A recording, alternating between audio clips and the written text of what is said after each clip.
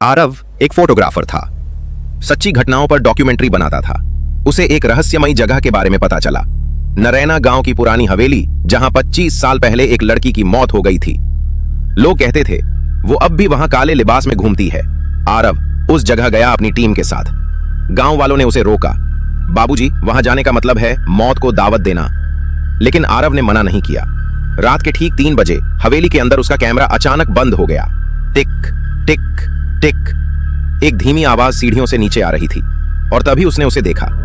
एक लड़की, सफेद चेहरे, लाल आंखें, काले बाल और गहरे नीले सूट में। वो मुस्कुरा रही थी। आरव जैसे सम्मोहन में था। सुबह तक आरव बदला बदला सा था। टीम के मेंबर बोले, सर, रात को आप अकेले कहां चले गए थे? कैमरे में कुछ भी रिकॉर्ड नहीं हुआ।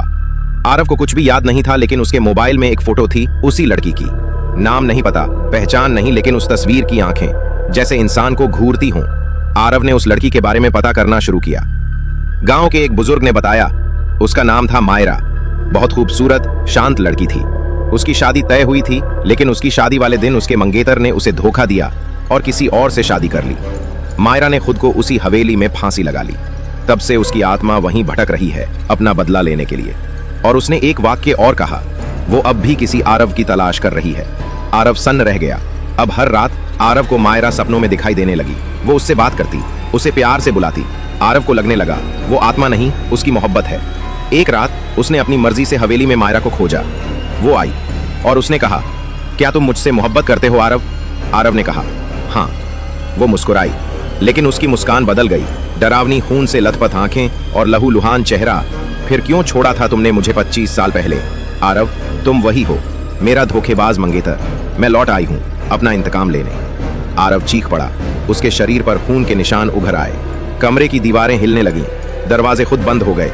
मायरा की आत्मा हवा में तैर रही थी।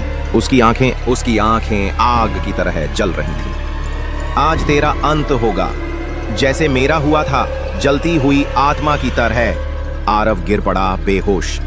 लेकिन तभी एक रोशनी की किरण कमरे में आई। हवेली की दीवारें फट गईं। एक बूढ़ा साधु वहां पहुंचा, हाथ में ताबीज, आंखों में तेज। मायरा, तेरा समय पूरा हुआ, लेकिन बदला मोहब्बत से लिया जाता है, मौत से नहीं। साधु ने ताबीज आरव के सीने पर रखा।